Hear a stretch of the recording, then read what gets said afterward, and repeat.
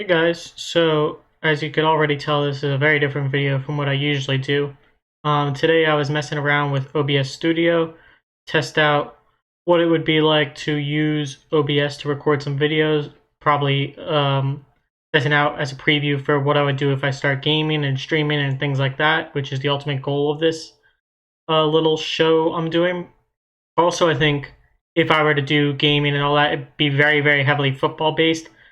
um, games like Madden, maybe NFL head coach, things like that, and a lot of fantasy football content because I'm very deep into fantasy football in Dynasty, regular seasonal drafts, best ball, DFS. I'm in all kinds of Dynasty fantasy leagues, which means I also track the NFL very, very closely, and I do track the draft very, very closely. So as a way of testing out whether this video format works, first of all, a very interesting thing about me doing this video format, and this wouldn't be the case when I actually start streaming if I ever did that kind of thing, is I'm using my laptop, which means I have one monitor. Because of that, I have no idea what my actual picture looks like. I have no idea whether I'm actually in frame or not, or if I'm even recording, because I did a hotkey command to start the OBS recording process, so I could be just talking to myself right now, but I'm hoping I'm not. And right now I've just been tracking the draft. I'm actually watching it on watching the actual draft, watching YouTube videos of different fantasy football analysts talking through each pick throughout the whole night. And I had the idea that maybe I would go through and actually talk about the different picks that were made throughout the night so far. But to be totally honest, most of them haven't been a big surprise. Some of them are even better than I expected, pretty much. And I guess I'll go through them real quick just to test out how long a video might be, because so far I've only really tested out the OBS program at real quick, like 2-minute trial runs. Also, I'm interested to see how the upload process is for me uploading a semi-longer video from the OBS to YouTube rather than like live streaming on YouTube or anything like that. So just hopping in here. First pick, Joe Burrow, was, I don't like the way I'm doing this. Let's see if I could find a different way of showing it. Rounds? Okay, I could live with that. So, first pick, Joe Burrow. Is this overalls? No. Okay, teams, rounds. Sorry, guys, I'm not used to this format, but first pick was Joe Burrow, and there isn't a single person in the world I think that's surprised about that. I could probably go ask my younger sister who has no interest in football if she had to guess which of these guys was the first pick, that she'd probably say Joe Burrow. Second, Chase Young. Again, not a surprising pick at all. Here's where things get somewhat interesting. There was a lot of talk about Detroit potentially trading down, or more specifically, Miami trading up to ensure they got Tua or Justin Herbert, whatever quarterback they wanted in their spot, which clearly Tua, but we'll get into that. But with Detroit staying put, and I think a lot of the lack of trades, we've seen one trade so far as of me recording this video, and I think the lack of trades is heavily due to the format that all the managers are stuck with right now, trying to do this in a very new format for them rather than their usual calls and all that. So trades just aren't as easy and they're more hesitant to trade. Also, I think we're not seeing as many surprising picks because these teams didn't have a chance to really meet players in person, talk to them, have them on the facility, watch them train and throw in person, things like that. There was a lot of rumors, for example, last year, I'm a Giants fan. One of the big disappointments for me as a Giants fan was, why did we take Daniel Jones over Dwayne Haskins? Now, overall, in hindsight, not terribly upset with the pick. I actually think Daniel Jones might be a decent quarterback. He's at least better than Eli Manning, if not one of the better QBs in that draft. Obviously not as good as Kyler Murray, but I think the jury's still out as to whether he's better or worse than Dwayne Haskins, for example. In any case, that pick was specifically one that rumor is that the in-person interview between Dwayne Haskins and Daniel Jones supposedly fit into the philosophy of the Giants and specifically Dave Gettleman more. So without those kind of interviews this year in person, it could drastically influence the picks people are making or how surprising those picks are specifically. Let me keep going with the picks because I'm never going to get through this if I go at this rate. Also, I'm very curious to see who Dallas takes as a Giants fan. If they take CeeDee Lamb like ESPN's projecting, that's going to be pretty rough, honestly, to have him on the other side of Amari Cooper or I would assume he's on the other side of Amari Cooper, and they would slide Gallup into the slot, would be my assumption, but who knows? And then also, even at tight end with Blake Jarwin and Ezekiel Elliott, obviously, Tony Pollard is even an up and coming star that I've been grabbing in every fantasy league I can.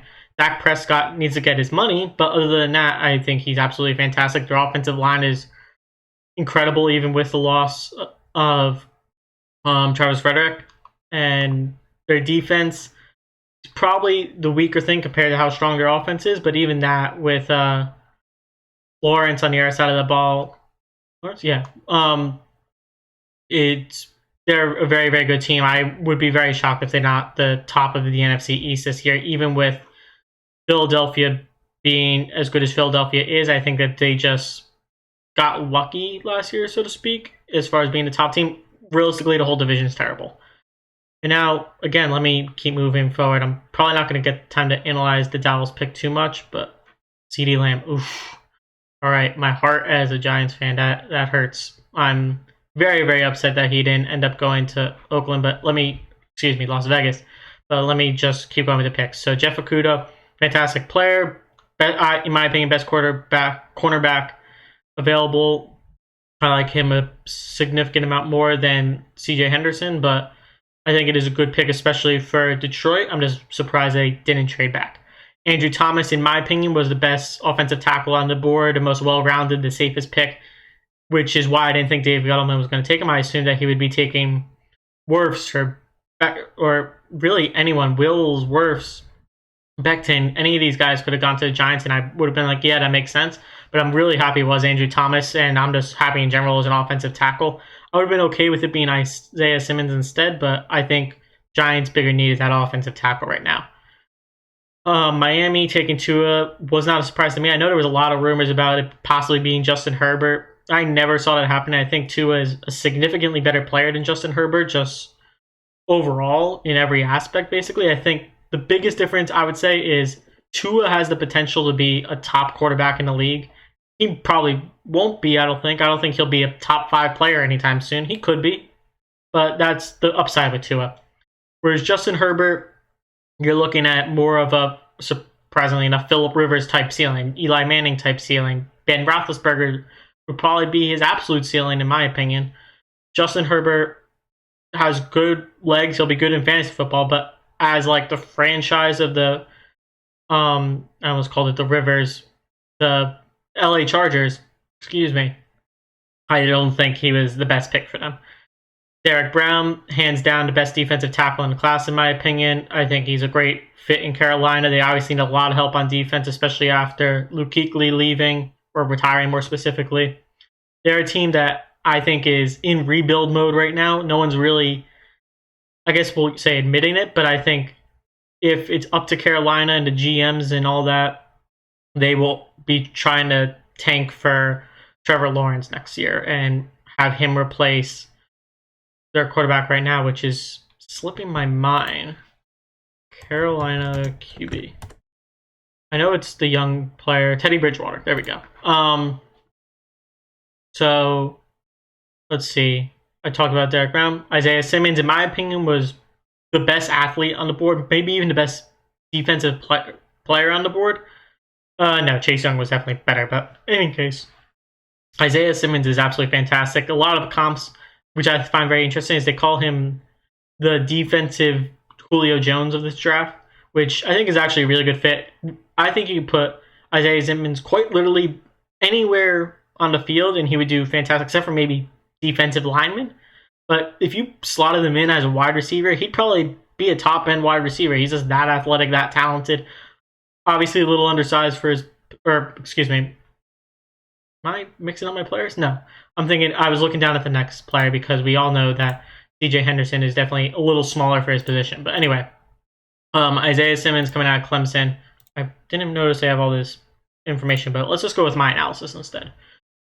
Isaiah Simmons is obviously a fantastic pick for the Cardinals, who desperately needed defensive help. They were one of the worst teams on defense last year, as far as I could tell. Maybe with Isaiah Simmons, they'll be able to prevent a fantasy tight end from being absolutely elite this year, but I guess we'll see. In any case, having the Cardinals build up their offense the way they are with DeAndre Hopkins, with Kenyon Drake is even a positive move for them. Kyler Murray, I'm sorry, it took me a little while to come up with these names. I'm not used to trying to do things off the top of my head. I usually plan this stuff out. Originally, this video was going to be just me talking about OBS and my settings and things like that, but I thought that'd be boring. I wanted to get into some draft content. I'll try and move a little faster through the rest of these. Can I cheat and see who got picked? No. Okay. Ooh. Oh, that's true. Okay, never mind. I know what that is, obviously. Where was I? CJ Henderson, I think, is just a very clear fit with how gutted the Jacksonville defense is right now. AJ Bouye leaving, Jalen Ramsey, there is still missed there clearly. Ngakoue is obviously on his way out. It was a glaring need that they needed to address defense, and CJ Henderson is fantastic at cornerback. Jedrick Wills, there was really a core group of offensive tackles that everyone was considering between Thomas, Wills, Becton, and Wirfs. Those four, any one of them going in any given spot was just a matter of scheme fit and all of that. We'll get into talking about, well, actually, no, it was Jedrick Wills I wanted to talk about. I'm actually a bit surprised. Wills? Excuse me a second. Becton. Okay. I was thinking about the size because one of the analysts I was listening to was talking about how with the size of Mekhi Becton, it would have been an issue for wow, I'm really blanking on his names here. Baker to see over Mekhi Becton as a tackle, which I guess could have been a reason that they went with Wills, but the pick doesn't make a lot of sense with the tackle they recently brought in from Seattle.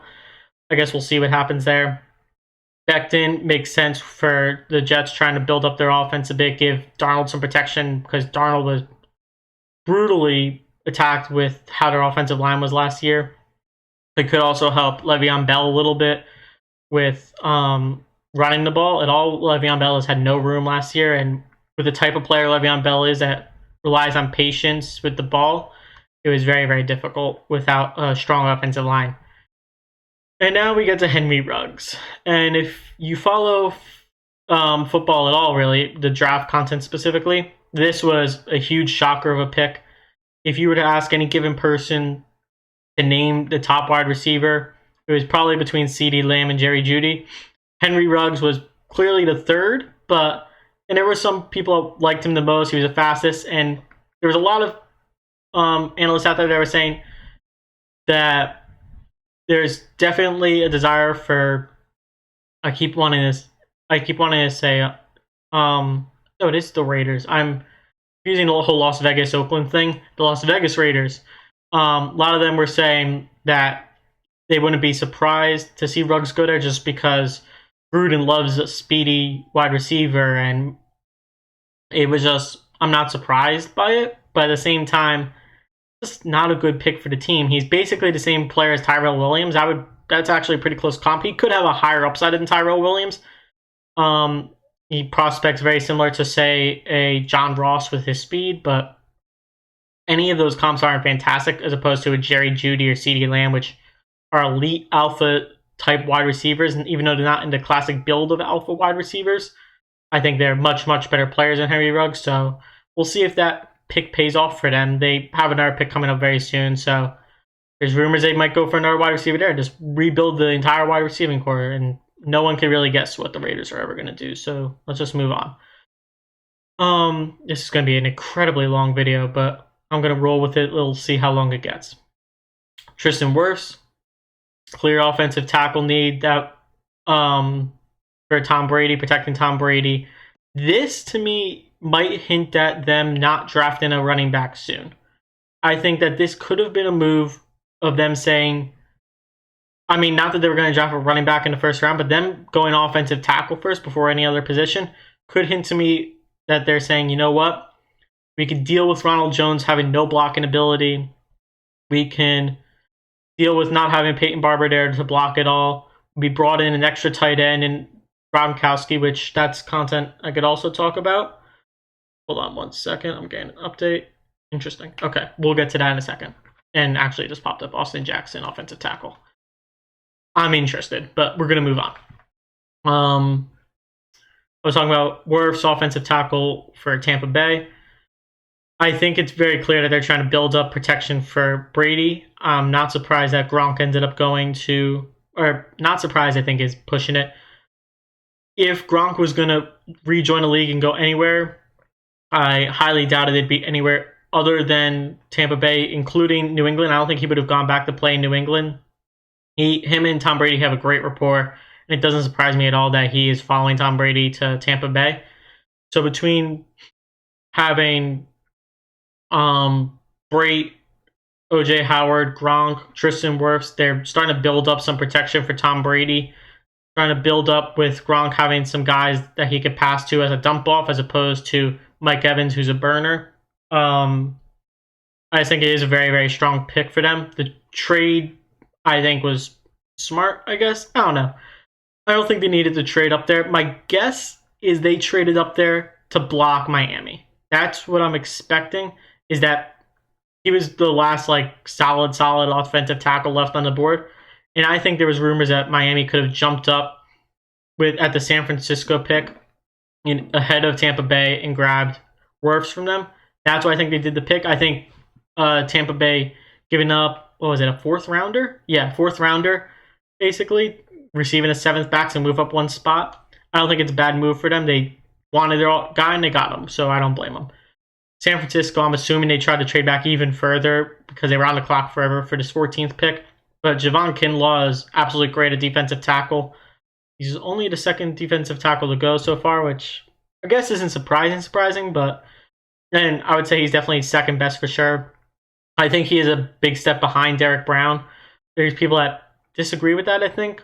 I don't know a lot about public opinion, but it makes the San Francisco defensive line absolutely dominant. I'm not going to list all players. Bosa, D Ford, Kinlaw, and there's someone I'm missing there. I'm not going to go look it up, though. Their defensive line is absolutely dominant.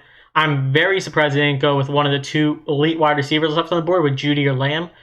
But I understand the move. I think this points to them feeling comfortable with their wide receivers a bit more, and also feeling comfortable with the fact that they still have a pick at 31, where at the rate that wide receivers are going right now, I would not be surprised if they can go get a guy like, I don't know, Justin Jefferson, Jalen Reagor even, might be sitting there at their 31st pick. So this, I think, was a solid pick for them. Jerry Jeudy to Denver. I think this very clearly helps Drew Lock. It helps the Denver Broncos overall, I feel. I think it's a great addition to put on the other side of Sutton. It really injures Sutton's fantasy output, which is why I was trading Sutton away in a lot of leagues since he was getting so much hype. Started to be rumors about them looking at wide receivers. Maybe if Henry Ruggs went to Denver, I would have felt a little better for Sutton. But with Jerry Jeudy there, I think he's going to take a significant amount of fantasy targets away from Sutton. But in NFL terms, Jerry Jeudy, absolutely fantastic pick for Denver. Having an additional wide receiver there, I think, was important for them because Tim Patrick and Deshaun Hamilton weren't going to do it for them. AJ Terrell coming out of Clemson, cornerback. I'll be honest. I know him. I just haven't watched tape on him that much. I don't know how he stacks up that much versus Okudah and Henderson. I know who he is. I just don't know a ton about him. I do know for a fact that Atlanta desperately needed a cornerback, and I'm sure that they tried to make picks up for Jacksonville and just weren't willing to give enough, knowing that Terrell would be there, which I think this is a pick I've seen mocked quite a few times, actually, the Terrell going to Atlanta pick. Overall, if there was one team you said that desperately needed cornerback, realistically, all the teams probably need cornerback, but Atlanta Falcons really stand out as a team that desperately needed a cornerback. Next pick. I know I just got a pick coming in, so I want to see who the Raiders ended up with. I'm assuming they stayed on the clock and they made a pick, so I want to see if it just pops up real quick before I get into talking about CeeDee Lamb. Okay, no. Let's see. CeeDee Lamb, wide receiver, Oklahoma. Yeah, there it is. Cornerback. See, Arnett is a guy I could have seen going to Atlanta. I know Terrell. I just don't know. I'm not a defensive guy. I don't know a lot of the defensive side of the ball aside from the main players. Um, Damon Arnett out of Ohio State. Terrell, probably pretty even there, but we'll get into that in a second. CeeDee Lamb, Cowboys. I think I kind of gave analysis already on this. It does make. I was trying to get Gallup in a lot of fantasy leagues recently, and I'm somewhat glad I didn't because I didn't expect CeeDee Lamb to fall this far and end up in Dallas, and I also didn't think they would reach for a wide receiver like this because they don't really have a need for it per se. But it's clearly not a bad pick. In my opinion, CeeDee Lamb was the best wide receiver in the draft class by a wide margin. Actually, I like him quite a bit better than Jerry Jeudy, but it is what it is. I'm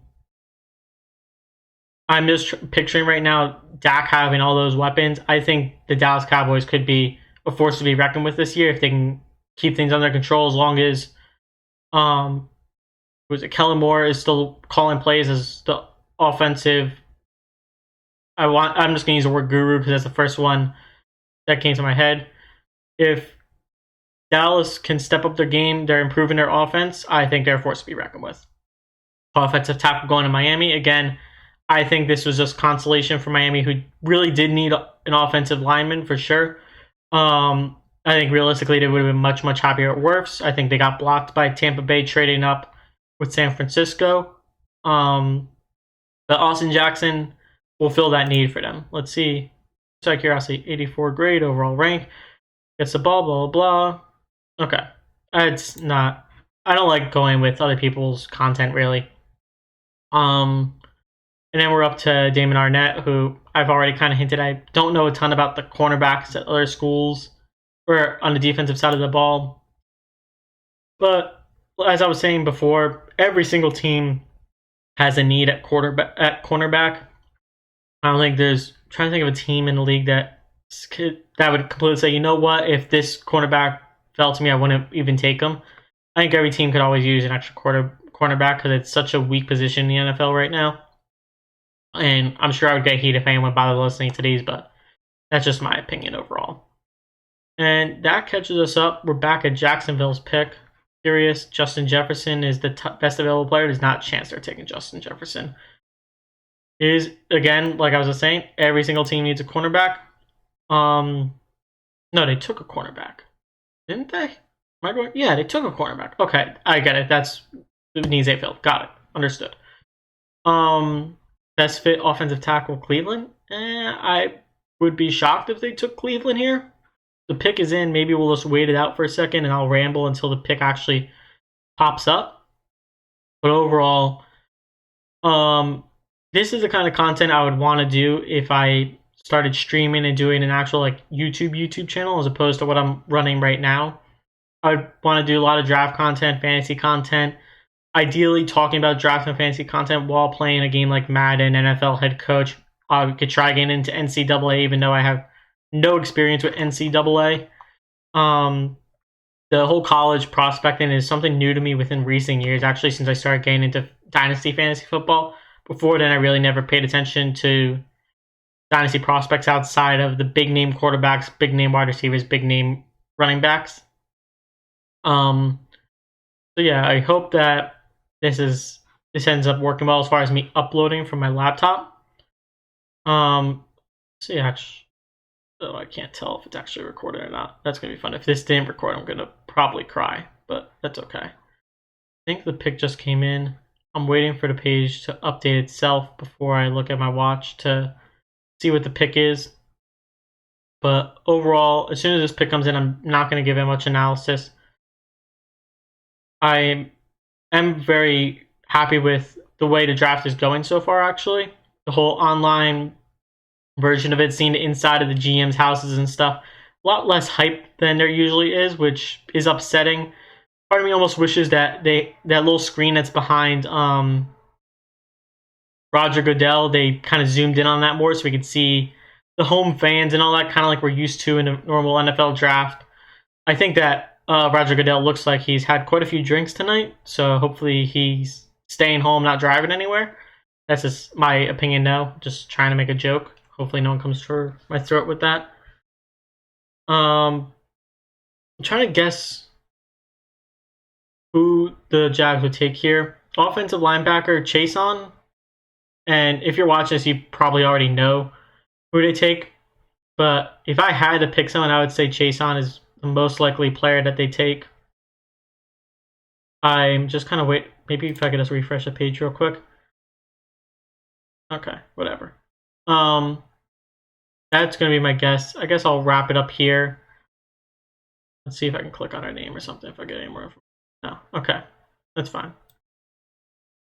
So yeah, I'm gonna wrap it up here. I'm really hoping it's actually recorded. I'm hoping it uploads pretty easily. I think I've been talking for like 20 minutes, it feels like, but as always, thank you guys for watching, and I will see you in tomorrow's episode. So have a great night, enjoy the draft, and talk to you guys later.